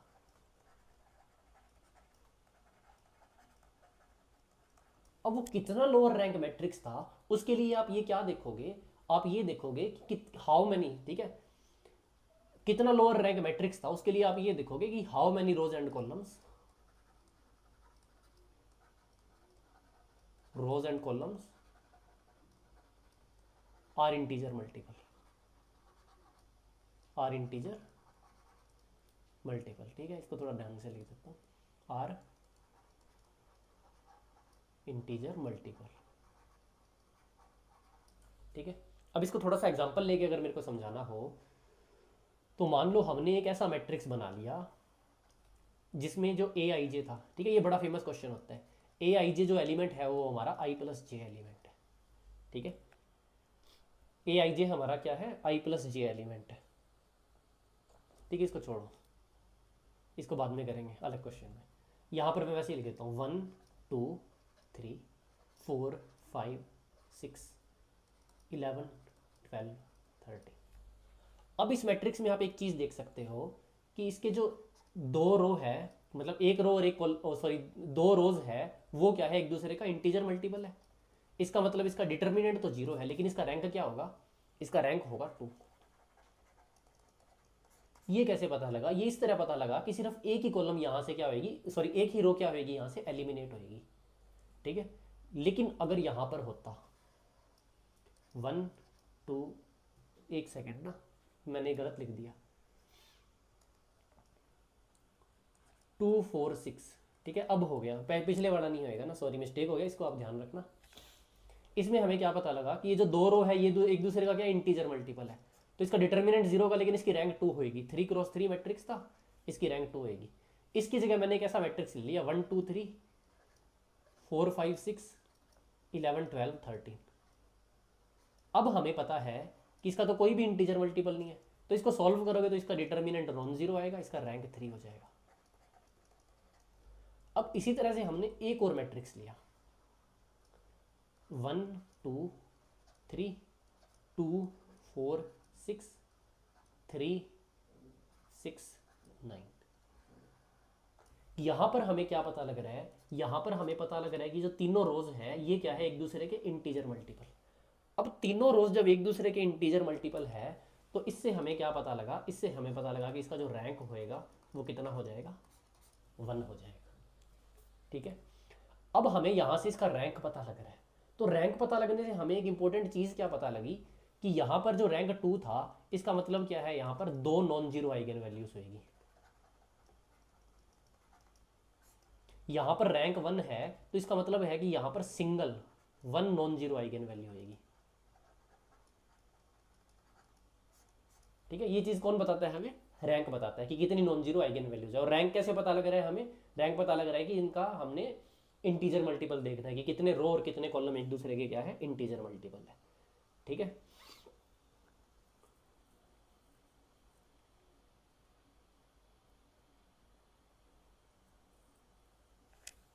ठीक है, अब यहां से हम अपनी नेक्स्ट प्रॉपर्टी लिखेंगे।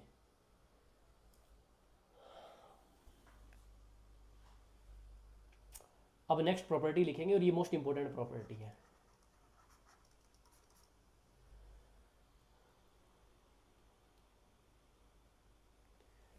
कोई भी एक n क्रॉस n का मैट्रिक्स ले लो, ठीक है। इसमें क्या था, जितने भी रोज थे या फिर कॉलम थे वो क्या थे, एक दूसरे के इंटीजर मल्टीपल,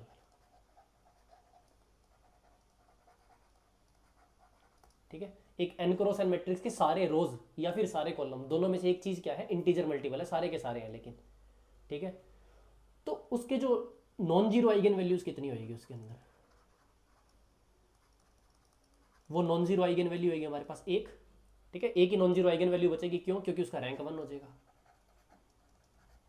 रैंक 1 हो जाएगा तो एक नॉन जीरो आइगन वैल्यू बचेगी। तो वो जो आइगन वैल्यू है ना उसकी वो होती है ट्रेस ऑफ ए, ठीक है। कोई भी ए हमारे पास था, एक n क्रॉस n मैट्रिक्स मान लो, तो वो जो आइगन वैल्यू होगी वो उस मैट्रिक्स का क्या होएगा, ट्रेस होएगा, ठीक है। कैसे, अब देखो, अब हमने एक ऐसा यहां पर लिया था, ठीक है। ये हमने एक मैट्रिक्स लिया था जिसमें तीनों क्या आ रही है, एक दूसरे का इंटीजर मल्टीपल, मतलब इसकी तीनों रो क्या है, इंटीजर मल्टीपल है। अब हमें इसका पता लग गया कि इसका रैंक 1 है और इसमें एक नॉन जीरो आइगन वैल्यू है। अब उस नॉन जीरो आइगन वैल्यू की वैल्यू कैसे निकालो, या तो आप इतनी बड़ी कैलकुलेशन करो, और कैलकुलेशन नहीं करनी तो एक काम करो आप, इसका ट्रेस, ट्रेस मतलब क्या है, सम ऑफ डायगोनल। तो इसकी जो आइगन वैल्यू है वो क्या हो जाएगी, वो हो जाएगी 1 + 4 + 9 = 14। तो एक नॉन जीरो आइगन वैल्यू तो आ गई, बाकी आइगन वैल्यू क्या है, वो तो है 0 0। तो ये इसकी तीनों आइगन वैल्यूज हमने निकाल ली, ठीक है। इस चीज को आप नोट कर लो आराम से, ठीक है। और ये प्रॉपर्टी लिख लेना, ये बहुत इंपॉर्टेंट प्रॉपर्टी है। जो एक non zero eigen value trace है और other non zero other eigen values वो हमें पता है, ये वो सारी की सारी क्या है, 0 होएगी, ठीक है। ये हमने रैंक से पता कर लिया।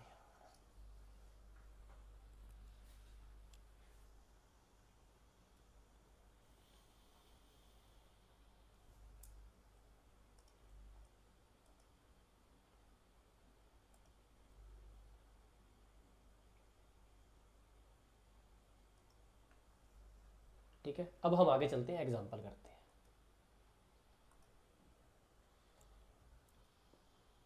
अब सबसे पहला एग्जांपल देखो। सबसे पहला एग्जांपल है, हमारे पास एक मैट्रिक्स है, ये बड़ा फेमस एग्जांपल है, ठीक है। हमारे पास एक मैट्रिक्स है जिसके सारे एलिमेंट क्या है, 1 1 1 है, 3x3 मैट्रिक्स है। फाइंड आइगन वैल्यूज, ठीक है। कैसे फाइंड करोगे देखो, अब कोई पॉज करके आप सॉल्व करना चाहो तो सॉल्व कर लो, वरना आप सॉल्यूशन देखो इसका। अब हमें पता है इसके आंसर में कि सारे के सारे क्या है, एक दूसरे के इंटीजर मल्टीपल है। इसका मतलब जो दो आइगन वैल्यूज है वो, इसका मतलब क्या है, रैंक 1 है, ठीक है। सबसे पहली बात, रैंक क्या है, 1। रैंक मतलब 1 मतलब एक नॉन जीरो आइगन वैल्यू होएगी, और उसकी वैल्यू क्या होएगी, उसकी वैल्यू होएगी ट्रेस ऑफ, ये मान लो ए मैट्रिक्स था। अब इसका ट्रेस क्या है, 1 + 1 + 1, वो है 3, ठीक है। बाकी सारी आइगन वैल्यू होएगी 0, तो इसकी आइगन वैल्यूज क्या आ गई, 3, 0, 0, लैम्डा इज इक्वल टू, ठीक है। ये हमारा पास हो गया आंसर, ठीक है। अब इसी एग्जांपल में मैं थोड़ा सा अच्छी तरीके से पूछ लूँ, मैं कह दूँ एक n×n का मैट्रिक्स था with all elements are same, R1, ठीक है, R1 लिख लो, सारे के सारे एलिमेंट क्या है, 1 है, तो उसकी आइगन वैल्यूज फाइंड करो। Eigen values is equal to question mark, ठीक है।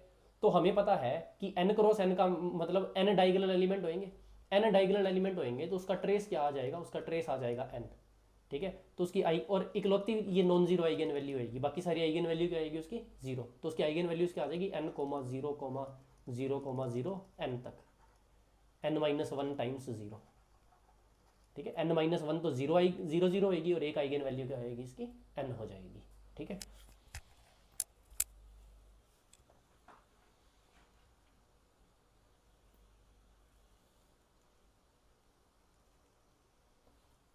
इसको पॉज करके नोट करो, फिर हम आगे चलते हैं।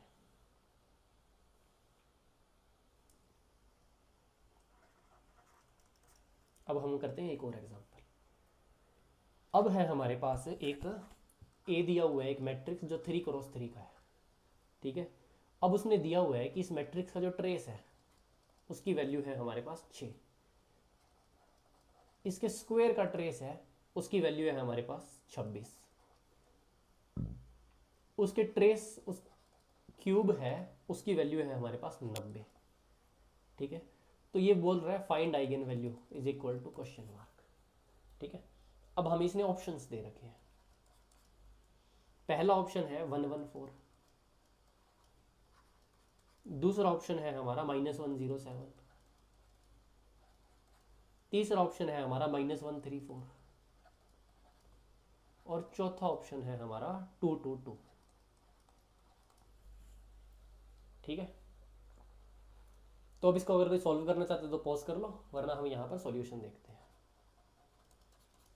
देखो, अब इसने क्या कहा है कि जो ट्रेस ऑफ ए क्या होता है, वो होता है हमारे पास λ1 + λ2 + λ3, वो क्या दे रखा है इसने, 6। ट्रेस ऑफ ए स्क्वायर क्या होता है, अगर कोई मैट्रिक्स है उसका स्क्वायर कर दिया तो उसके आइगन वैल्यूज का क्या होगा, वो भी स्क्वायर हो जाएगा, वो क्या दे रखा है हमारे पास, 26। अब इसने क्या है, ट्रेस ऑफ क्यूब, वो क्या है हमारे पास, λ1 क्यूब, λ2 क्यूब, λ3 क्यूब, ये क्या दे रखा है, 90। अब आप एक काम करो, इनमें से ऑप्शंस पुट करके चेक कर लो, ठीक है। ये 4 ऑप्शंस यहाँ पर कि कौन सा ऑप्शन इसको सेटिस्फाई कर रहा है, ठीक है। तो हमें पता लगेगा कि आंसर होगा इसका सी।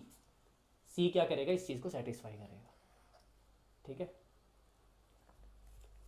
तो इस तरह से सॉल्व करना है, बिना मतलब इतने लंबी लंबी कैलकुलेशंस करें, हम प्रॉपर्टीज़ के हेल्प से इसको सॉल्व कर सकते हैं,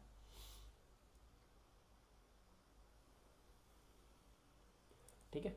इसको पॉज करके नोट कर लो आप, हम अब नेक्स्ट पर चलते हैं।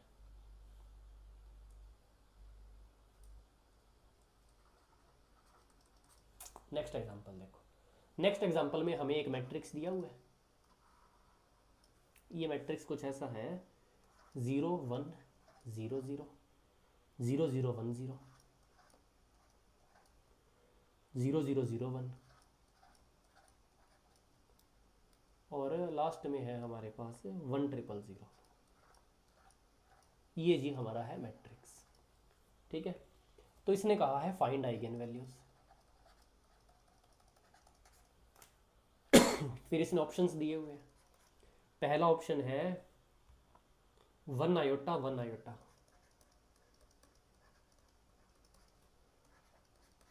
सेकेंड ऑप्शन है 1 -1 0 0,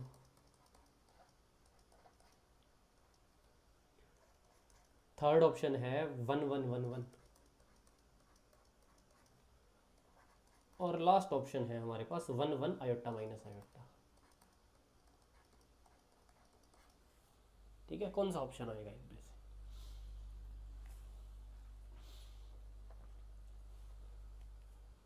चलो सॉल्व करते हैं। अब हमें पता है ये जो ट्रेस ऑफ ए है, इसका ट्रेस है मतलब डायगोनल एलिमेंट्स, चारों डायगोनल एलिमेंट क्या है? जीरो। इसका मतलब इसका ट्रेस क्या होना चाहिए? जीरो। इसका मतलब हमारी चारों का सम वो क्या आना चाहिए? जीरो। अब सबसे पहले तो इन ऑप्शन में देखो कि इन चारों को ऐड करेंगे तो जीरो आता है? नहीं। इसको ऐड करेंगे जीरो आता है? नहीं। इसको ऐड करके जीरो आ जाता है, इसको भी ऐड करके क्या आ जाता है? जीरो आ जाता है। ठीक है, ये बात हो गई।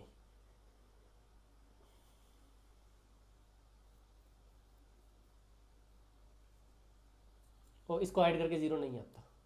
ठीक है, ये क्या है? 1 और 1 2, आयोटा माइनस आयोटा, तो इसको क्या है? 2, ये नहीं आता। तो सीधा सीधा हमारे पास बी ऑप्शन आंसर हो गया। ठीक है, बी ऑप्शन आंसर हो गया।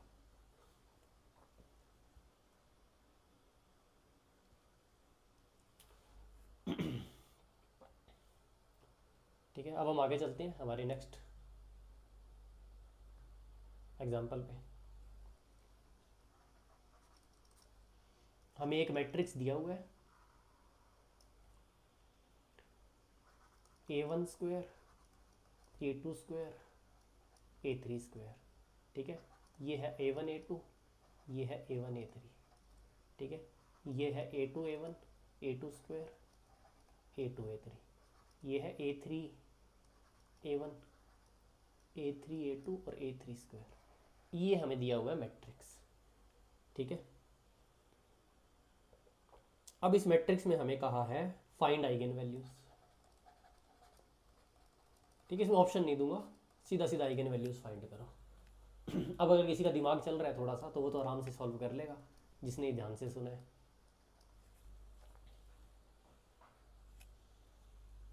ठीक है, हम सॉल्यूशन करते हैं। अगर किसी को खुद ट्राई करना चाहते तो पॉज करके ट्राई कर लेना। अब हमें एक चीज़ दिख रही है कि ये इसकी तीनों जो रो या कॉलम है, तीनों की तीनों क्या है? इंटीगर मल्टीपल है। ठीक है, इंटीगर मल्टीपल है। इसका मतलब क्या है? सारी की सारी इंटीगर मल्टीपल है, तो इसका रैंक क्या हो जाएगा? 1। रैंक 1 होने का मतलब सिर्फ एक नॉन जीरो आइगन वैल्यू होगी, और वो नॉन जीरो आइगन वैल्यू क्या होगी? वो होगी इसका ट्रेस ऑफ ए। इसका ट्रेस क्या है? A1 square plus A2 square plus A3 square. ठीक है, तो ये एक क्या आ गई? नॉन जीरो आइगन वैल्यू, और बाकी दो जो आइगन वैल्यूज होगी वो क्या होगी? वो होगी 0,0। ठीक है, बिल्कुल सिंपल क्वेश्चन था। बस प्रॉपर्टी का यूज करना आना चाहिए। ठीक है, तीन आइगन वैल्यूज आ गई। पहली तो होगी हमारे पास डायगोनल एलिमेंट का सम, जिसको ट्रेस बोलते हैं, और बाकी दोनों आ गई 0 0। ठीक है, अब एक थोड़ा सा दिमाग लगाने वाला क्वेश्चन देखो। ठीक है, पॉज करके नोट कर लो। लाइट का पंगा है थोड़ा, चलो कोई नहीं, आप एडजस्ट कर लेना थोड़ा सा। Sorry for the disturbance. ये देखो,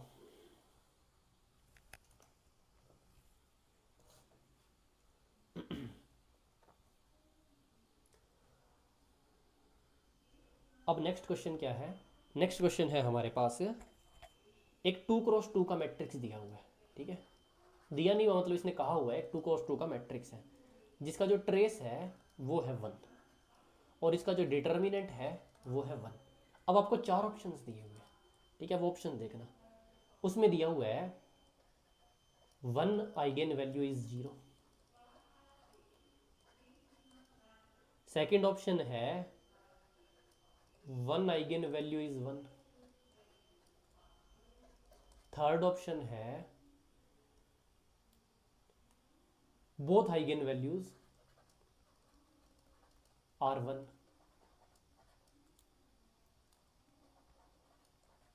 और हमारे पास जो फोर्थ ऑप्शन है वो ये कह रहा है नाइदर 1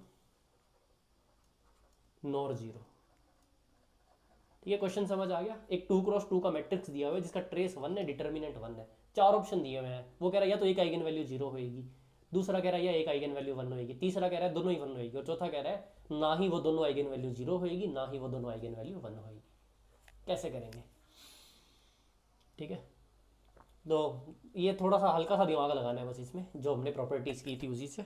अगर किसी ने थोड़ा दिमाग लगा लिया तो आराम से हो जाएगा। तो हम सॉल्व करते हैं। अब ये कह रहा है एक आइगन वैल्यू 0, एक आइगन वैल्यू 0 होने का मतलब है λ1.0 0, लेकिन इसका डिटर्मिनेंट तो क्या है 1, तो ये ऑप्शन नहीं होगा। ठीक है, अब दूसरा क्या कह रहा है, दूसरा कह रहा है 1 आइगन वैल्यू इज 1। ठीक है, तो एक आइगन वैल्यू हो गई 1, दूसरी आइगन वैल्यू हमें पता नहीं है, तो जब हम इसका ट्रेस निकालेंगे तो 1 प्लस समथिंग होएगा, क्योंकि हमें एक चीज़ पता लगी, एक आइगन वैल्यू 0 तो हो नहीं सकती, 0 नहीं हो सकती, इसका मतलब 0 के अलावा कुछ और होएगी। तो इसका ट्रेस क्या आ जाएगा 1 प्लस समथिंग। ट्रेस 1 से बड़ा आ रहा है, लेकिन यहाँ पर ट्रेस क्या दिया हुआ है 1 दिया हुआ है, तो इसका मतलब है कि ये ऑप्शन भी गलत है। ठीक है, ट्रेस क्या होगा 1 प्लस एक्स, और यहाँ पर x कैन नॉट बी 0। ठीक है, तो ये ऑप्शन नहीं होगा। तीसरा ऑप्शन देखो कि बोथ आइगन वैल्यूज आर 1, अगर दोनों आइगन वैल्यूज 1 हुई तो ट्रेस क्या हो जाएगा 1 प्लस 1 2, लेकिन ट्रेस क्या दिया हुआ है 1, तो ये ऑप्शन भी नहीं होगा।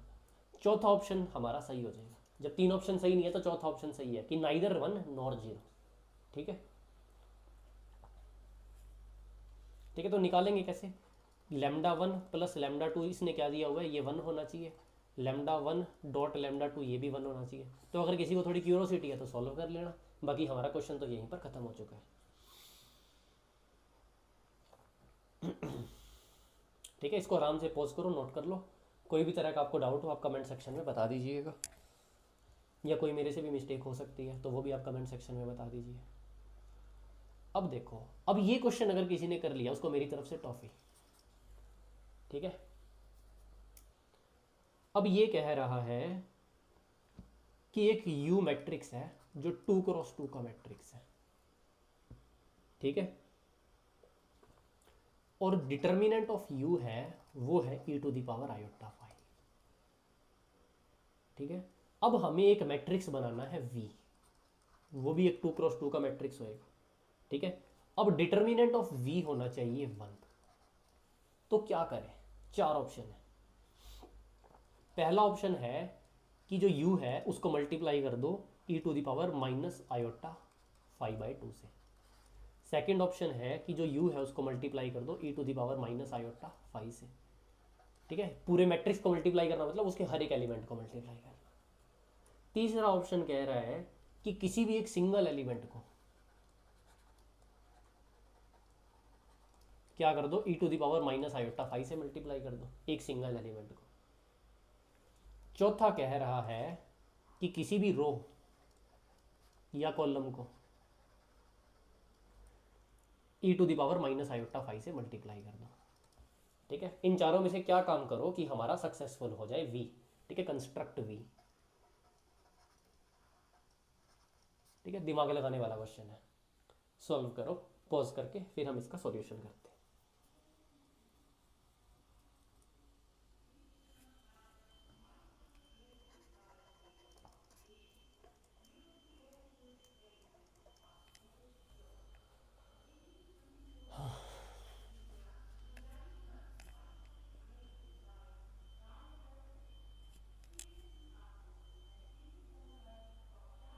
ठीक है, तो देखो सॉल्व करते हैं। अब इसने सबसे पहले क्या कहा है, इसने सबसे पहले कहा है कि जो u है उसका डिटर्मिनेंट ये वैल्यू है। u का डिटर्मिनेंट मतलब λ1 dot λ2, product of eigenvalue की वैल्यू क्या है e⁻⁵। आसान भाषा में। अब हमें क्या करना है, अब हमें v के साथ कुछ ऐसा मल्टीप्लाई करना है। ठीक है, v के साथ कुछ ऐसा मल्टीप्लाई करना है कि इसका डिटर्मिनेंट 1 बन जाए।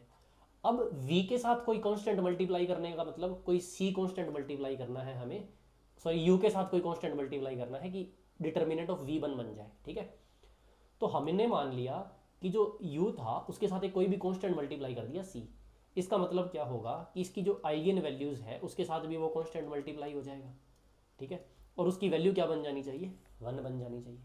इसका मतलब हमारे पास क्या है, हमारे पास C square lambda one lambda two की वैल्यू होनी चाहिए 1, और लेमडा वन लेमडा टू की वैल्यू हमें पता है क्या है, e to the power iota phi है, ठीक है। तो यहाँ से सी स्क्वेयर की वैल्यू क्या होगी, ये इधर नीचे चला जाएगा, e to the power minus iota phi. तो सी की वैल्यू क्या हो गई हमारे पास, जो कांस्टेंट हम मल्टीप्लाई कर रहे हैं, e to the power minus iota phi by 2। ये क्या हो गया हमारे पास आंसर, ठीक है। तो ऑप्शन कौन सा सही हो गया, ऑप्शन हो गया फर्स्ट सही, ठीक है। कि हमें पता है कि u के साथ कुछ ऐसा मल्टीप्लाई कर दो कि v बन जाए और उसका डिटर्मिनेंट 1 बन जाए। तो हमने क्या किया, कोई भी एक बार मान लिया कि कोई कांस्टेंट c था जिसको हमने u के साथ मल्टीप्लाई किया। अब हमने अगर उस u के साथ मैट्रिक्स के साथ एक कोई कांस्टेंट मल्टीप्लाई कर दिया, इसका मतलब उसकी आइगन वैल्यू के साथ भी वो कांस्टेंट मल्टीप्लाई होएगा। हमारी प्रॉपर्टी नंबर चौथी थी शायद ये, ठीक है। तो बस प्रॉपर्टी का यूज़ किया और हमने क्या कर दिया, सॉल्व कर दिया।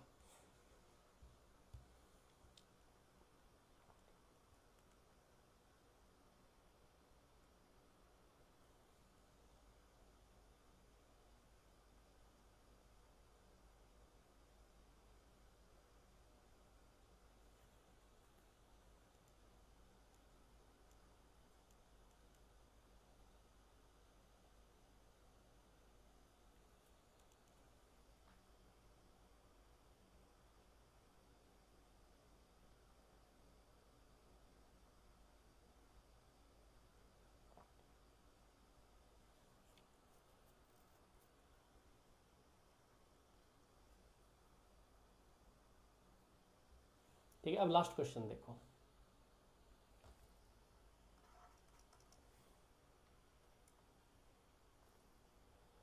अब इसने पूछा है एक 3x3 का रियल मैट्रिक्स है। रियल मैट्रिक्स बोले तो उसकी सारी जो एलिमेंट्स है वो रियल है। तो इसने पूछा है पॉसिबल आइगन वैल्यूज कौन सी है।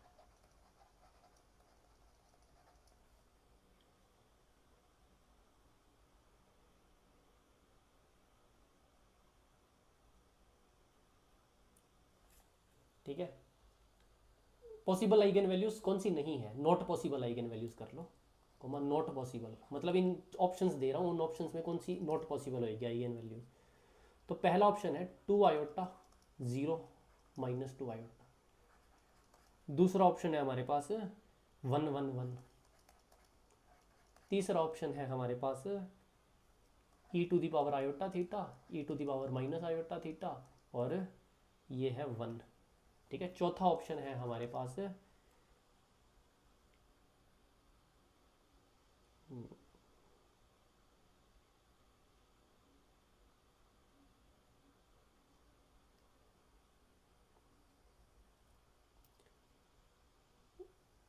आयोटा 1 0, ठीक है।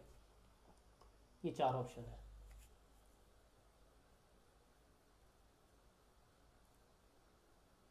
ठीक है, तो पॉसिबल बताने हैं कि इन चारों में से कौन सी पॉसिबल नहीं हो सकती, ठीक है। तो कैसे देखोगे, अब हमें पता है कि जो सम ऑफ डायगोनल है वो क्या होता है, lambda one plus lambda two plus lambda three, इसके इक्वल होना चाहिए। जो ट्रेस है हमारा, जो ट्रेस होता है वो क्या होता है, सम ऑफ डायगोनल। अब जब सारे के सारे डायगोनल एलिमेंट रियल है, ठीक है, as all element are real, तो उसका सम होना चाहिए वो भी क्या होना चाहिए, रियल होना चाहिए। कोई भी एक मैट्रिक्स था, इसके हमने 3 एलिमेंट उठाए, अब ये तीनों एलिमेंट अगर रियल आ रहे हैं तो मतलब इसका ट्रेस रियल होना चाहिए, ठीक है। तो यहाँ पर क्या होना चाहिए, ट्रेस शुड बी रियल।